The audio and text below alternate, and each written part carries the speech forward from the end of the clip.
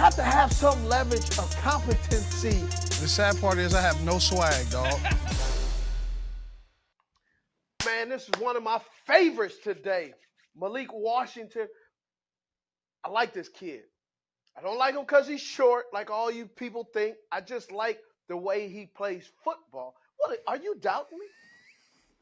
I would say you have a special place in your heart for someone who may be overlooked coming out of high school because of their height. That's fair. I agree with you. Yeah. But the kid can play. I haven't seen you come on here and be like, hey, look at this short guy. And then I look at him and he's like on the sideline the whole game. Like, that never even played. Like, that's yet to happen. Yeah, it's always someone who can actually play. All right, but Malik Washington, number 4, from Virginia. He will play in the slot.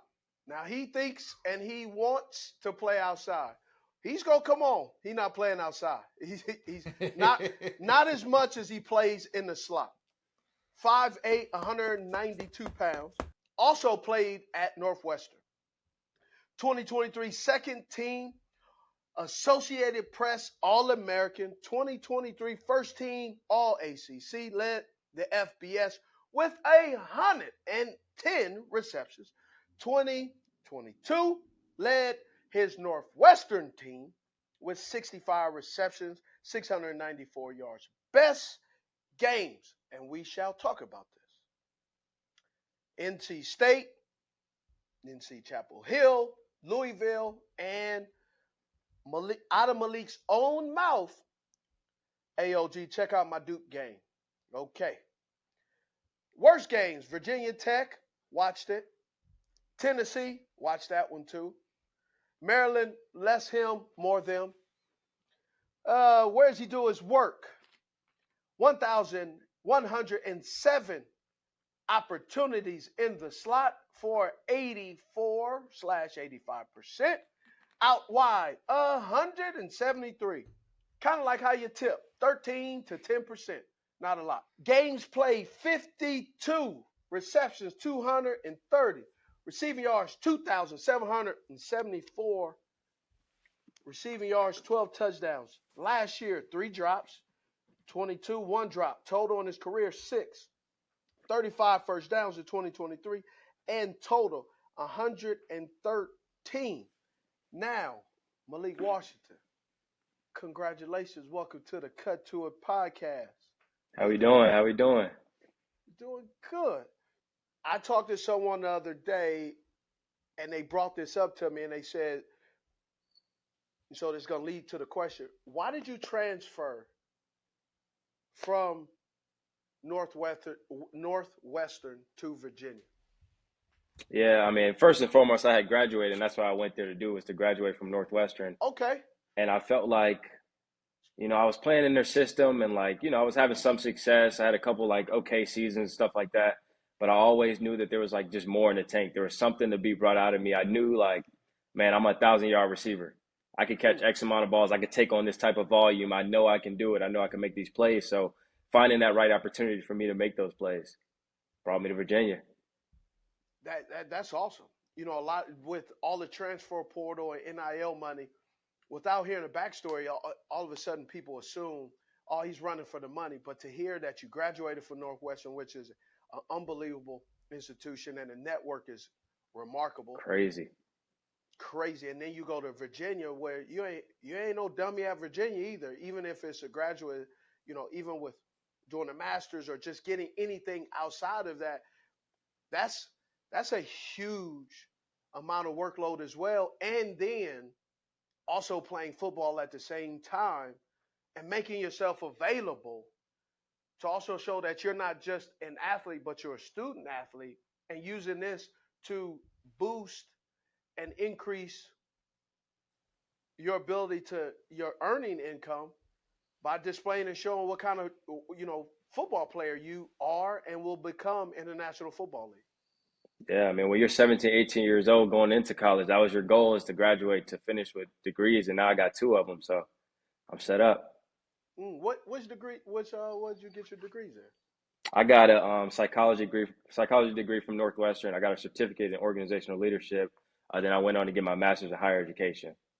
Oh, okay. Wow, you just made me feel like an idiot. Cool. I was just sitting here just watching film. All right. No, congratulations, bro. That's nice. Appreciate it, man. I know you want to play outside. You want to play outside or in the slot. Where do you primarily see yourself playing in offenses right now today? Football. I see myself playing football in offenses right That's now, right. man. So That's right. it doesn't matter. It's like line me up, give me the ball, and let's work. I think that's what I offer really is that versatility to be able to play in the backfield. I'm big enough and strong enough to play in the backfield. I'm also good enough and quick enough to play in the slot. And then I think on the outside, I can run routes and stuff, and I can get open on the outside. So it's kind of just put me in the game. Well, I watched you run your routes at the combine and then just on league in there. What you did at Northwestern, you were just going. You were solid, good wide receiver. You go to Virginia, catch 110 passes. Didn't see that coming. Didn't see you taking off like that. What happened after you graduated at Northwestern, and then when you got to Virginia? How did that process happen for you mentally, for you to be able to switch gears like that? Yeah, I could tell you right now, like it wasn't a deal of like. I mean, of course, I honed in and I was in the weight room. I was doing all the stuff outside. But I think the biggest thing was confidence. I gained a lot of confidence from over the years, one, but then going transitioning from Northwestern to Virginia, and I got into that coaching staff.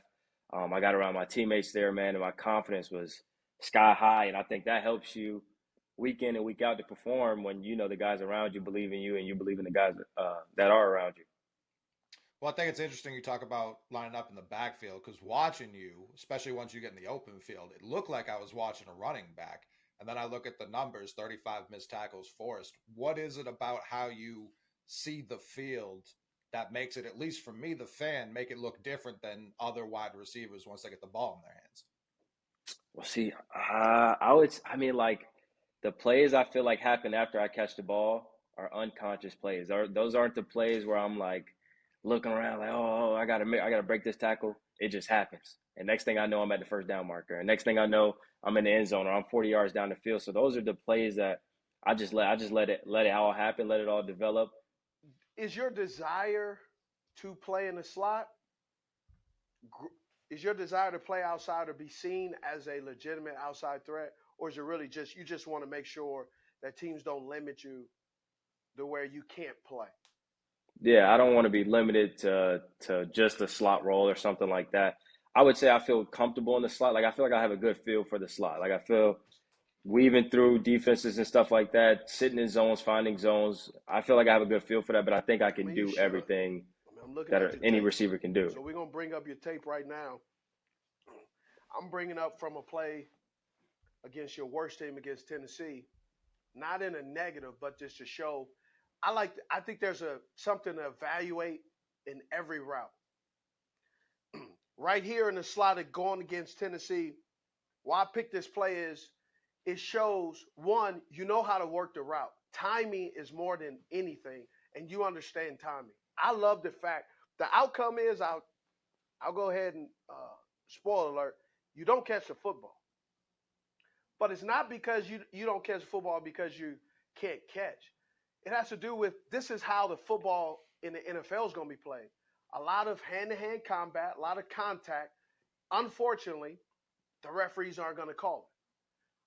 But the way you set up the route, it only puts the linebacker in a compromising or the DB in a compromising safety in a compromising situation. The number 3 corner, the corner who is not the better corner. You attack his leverage with tempo, and then you cross his face and set him up with the route. That allows the space, which means why he's going to grab you.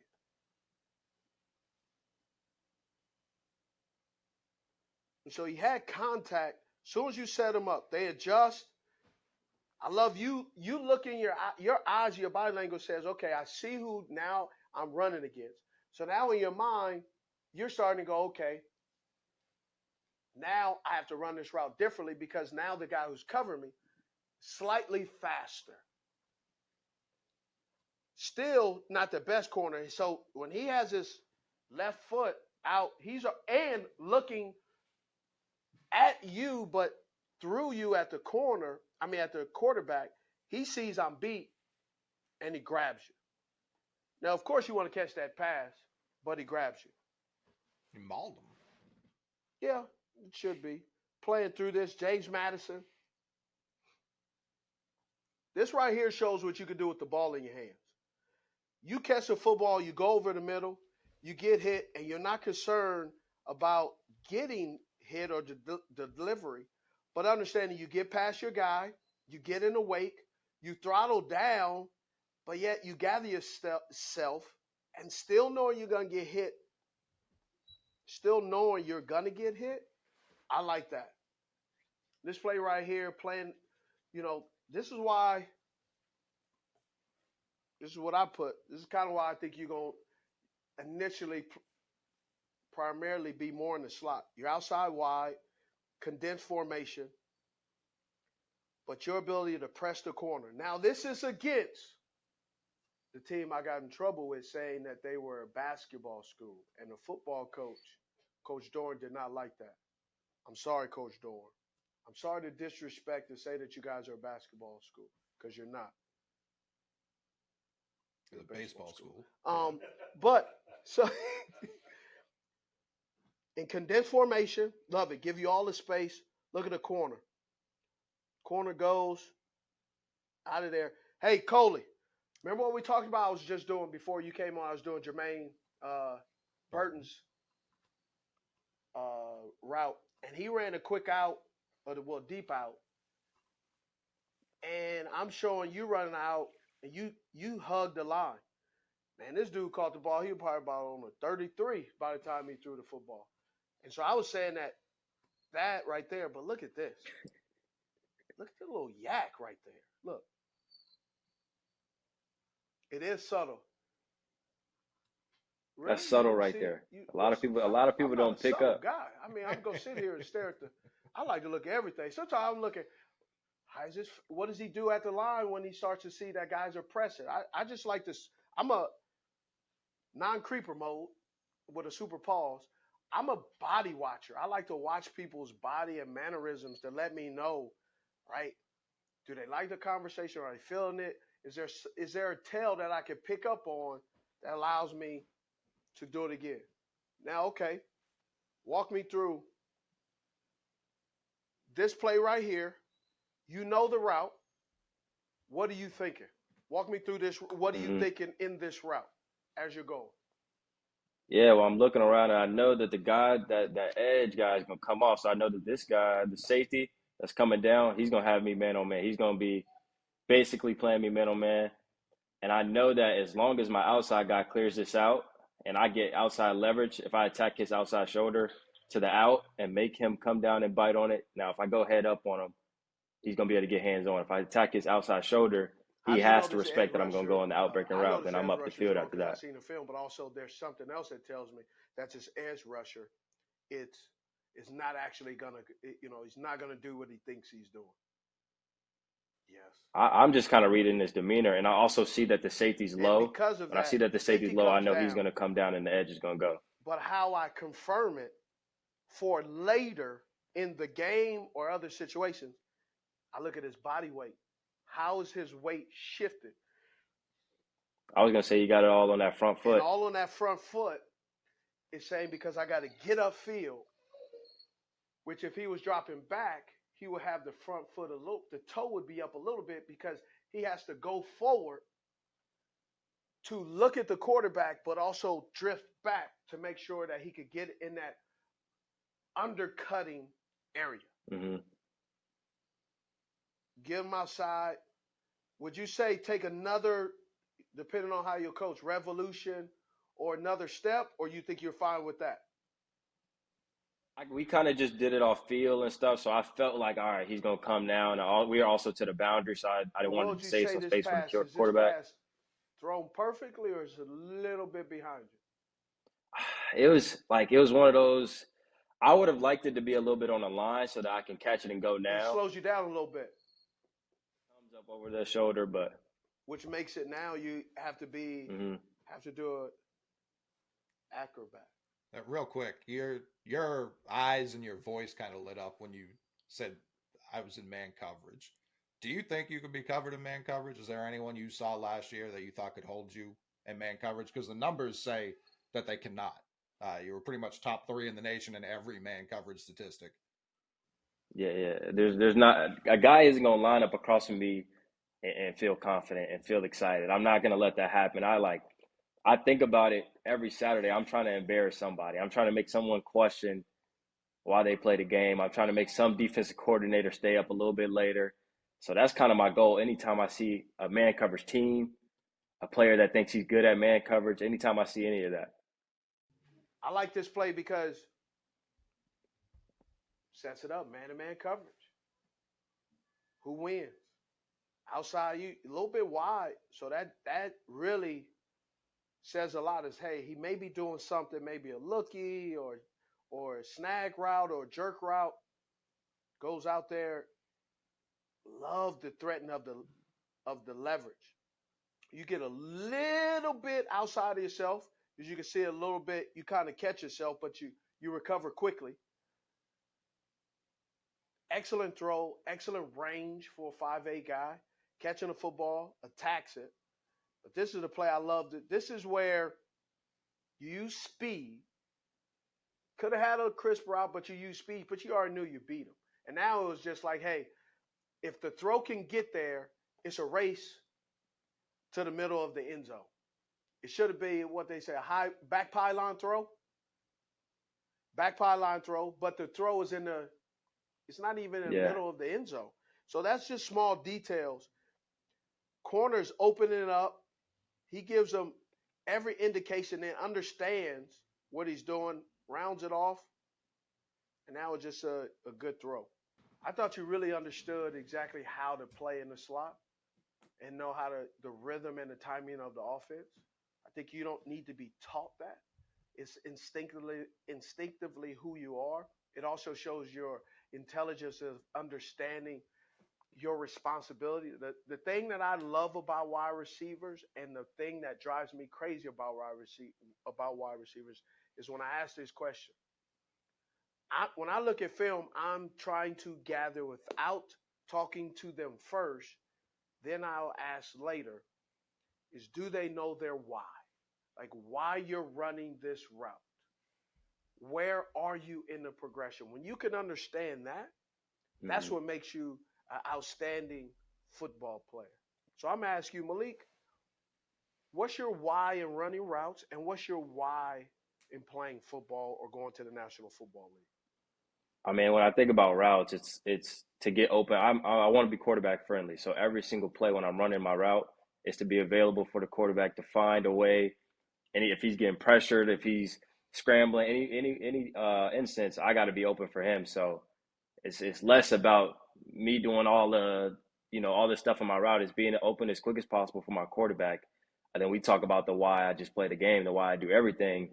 It's really just for my little brother. I'm trying to set an example for him, trying to be that role model, that light in his life, especially when everything's pulling him in each individual direction. Now he has something solid, something consistent in place to know exactly what it looks like. Do you love what football can get you, or you just fell in love with football because of the sport? I mean, I started playing when I was 6 years old, so it's been a love ever since then, and it's like it's not fading away. Even when I get busy in life, even when I got something going on, I always fall back on football. So it's just a true passion, true love for the game. I was gonna say, do you love football or do you love embarrassing defenders? Because I think it might be the latter. Ooh, a little bit of both. A little bit of both, man. A little bit of both. DBs it's like when you do your job and then you get a Christmas bonus. It's like, oh, that's all it takes. I love doing that. You so as you're getting ready for your pro day, take us through how everything is going for you outside of, hey, I'm going to say all the right things. What has this experience been for you? Because each guy has a different experience. Yeah, I'll be honest. Like the combine, leading up to the combine, was a really anxious, a really hard time because that's all the eyes on you, and I felt like I had some expectations that I needed to go in there and I need to show like I can do this, I can run, I can do that. So I wanted to make sure I did that. But now we're going up to pro day. I want to have fun at pro day. I don't want it to be a tense situation how it kind of was at the combine. So right now I'm just training, working routes and stuff like that. I might do some 5-10-5 at the combine or at the pro day and stuff like that. So I'll still continuously work that, but I want it to be light. I want it to be me just having fun being free at pro day. Are you working with like, with these feet guys, like the feet doctor or soul people? I just noticed a lot of guys are working with these feet guys because I'm starting to see a lot of gyrations and movement at the line that I'm not necessarily sure. I think they always translate in the NFL. Yeah, I work with Top Shelf Performance with Steph and TJ and stuff, and so I feel like we don't necessarily do all of the fancy crazy releases or anything like that. We run routes, and so I think that's a big reason why I work with these guys and why I continue to work with these guys is because we get to the field and we run routes and we work the small details of the routes so that when we put it all together, it's smooth.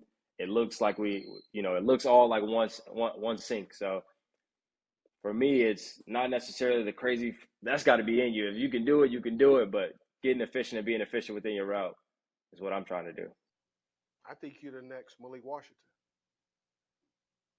That's how I see it. I see it. I heard this from Coach John Harbaugh, and it was especially at a place in my life that I needed to hear it. Coach Harbaugh said, he said, if you can't be yourself, we don't want you. He said, it's hard enough being other people.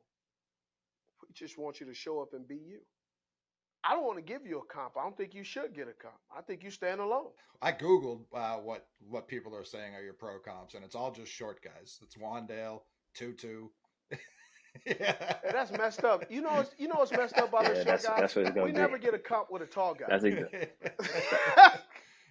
I don't understand why it's not on play style. Why are they always trying to match up a frame or a 40 time? Because it's on a piece of paper. Short wide receivers get comped like white basketball players coming into the league. They never get cross race comparisons. It's always like, yeah, this Luka guy reminds me a lot of Larry Bird. It's like, what? What are you talking about? No Magic Johnson. No, never. No Dominique Wilkins. Yeah, no Iverson, none of it. Yeah. This is the best one though.